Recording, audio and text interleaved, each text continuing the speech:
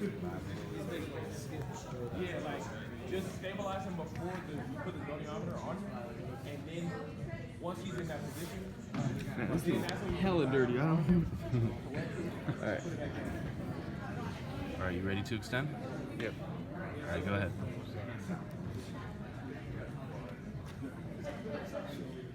stabilize him now.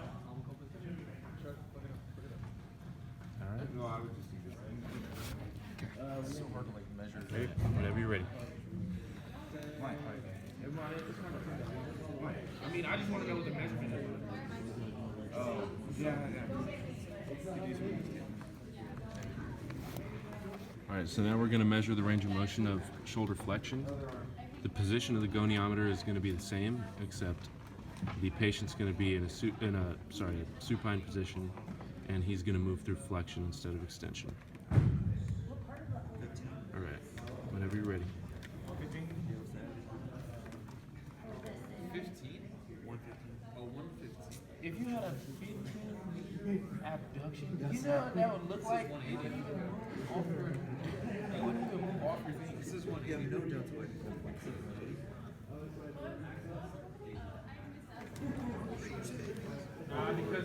Because if what's the average on that? 180 degrees.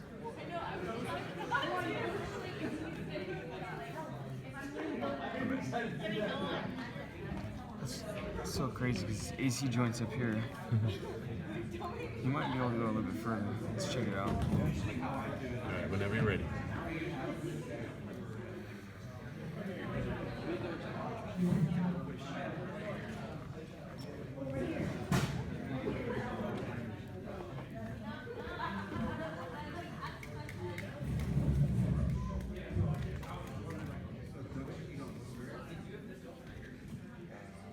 It's 170. Okay, so now we're going to measure shoulder abduction.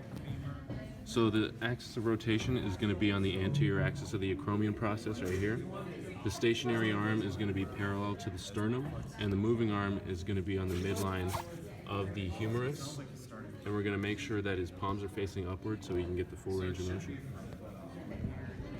All right, go ahead and abduct.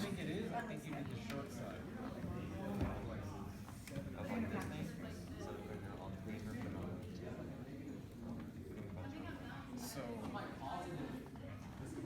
his leg is like this, right?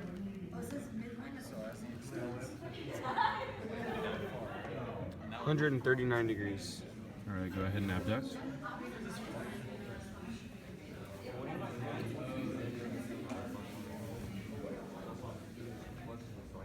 what are we doing right now?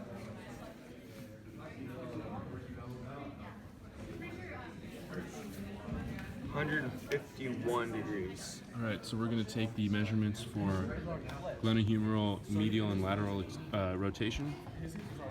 So for the goniometer, the center of rotation is going to be at the olecranon process, and the stationary arm is going to be perpendicular to the floor. Now with the moving arm, you're going to follow the arm as it rotates to the floor from the styloid process of the ulna.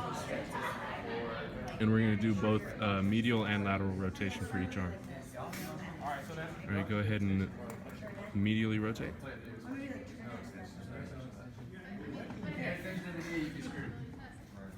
Tripping right now. I'm big tripping. Yeah, do that. Do what you was doing. Do what you was doing. I'm tripping right now. Big tripping.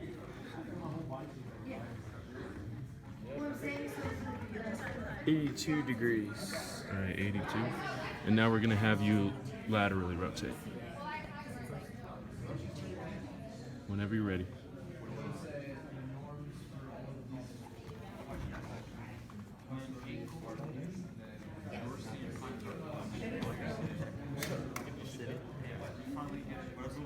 What's next?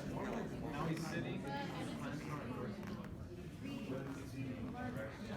76 degrees. All right, go ahead and medially rotate.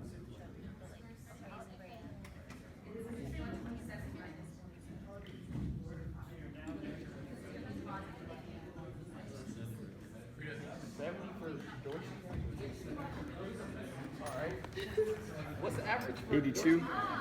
All right, and then we're going to have you laterally rotate. Dorsiflexion, that's like nothing. Go ahead.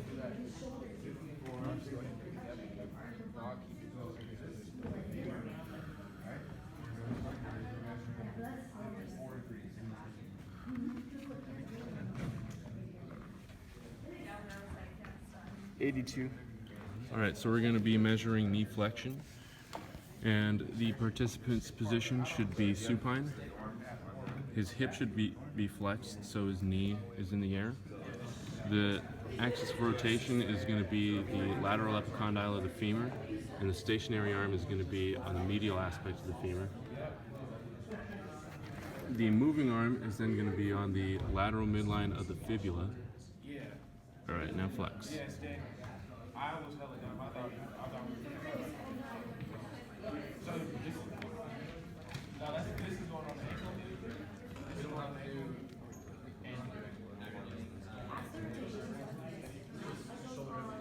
Yep, this one goes on the feet. 180 minus 55. Looking at 125. Okay, we have to do ankle. I don't know why I have his knee bent. Yeah. All right, extend the knee. Now go ahead and flex.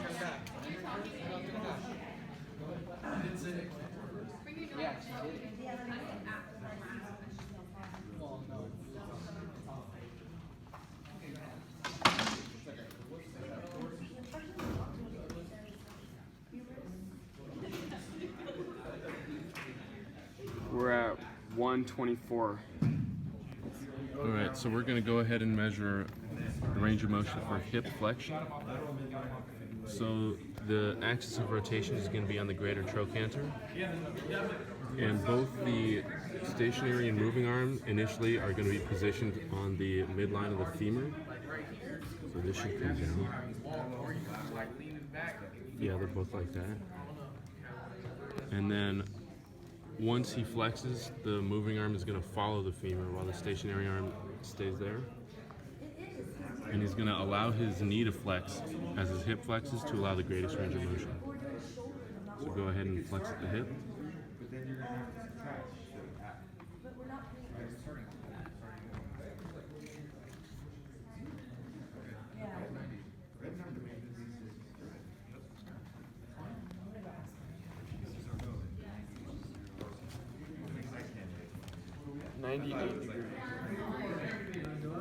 I go ahead and flex the hip.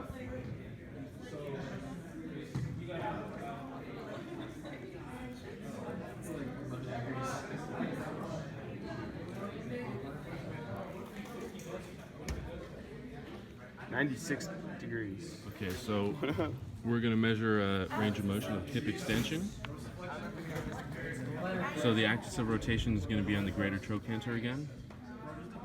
And the stationary and moving arms are going to be the same as hip flexion.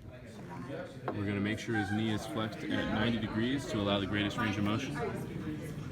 And go ahead and extend at the hip.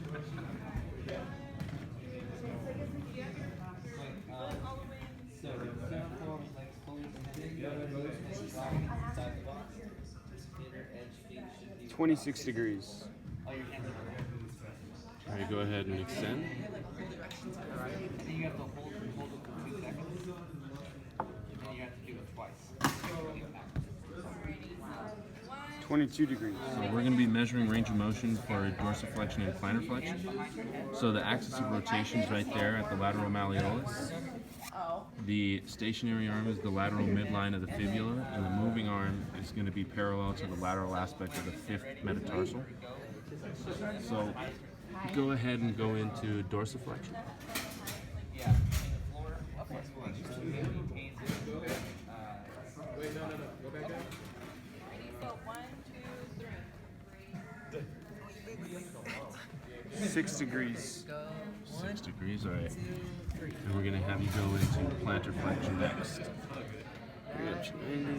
So go ahead and plantar flex.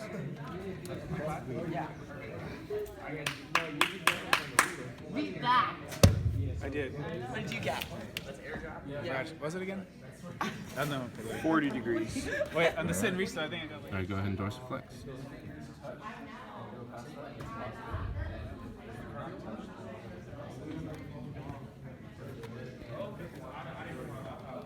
10 degrees. All right. Now we're gonna have you plantar flex.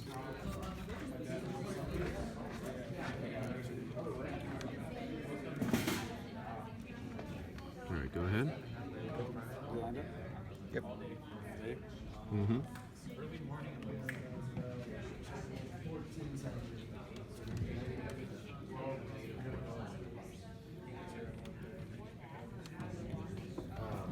I think it's arm over, right?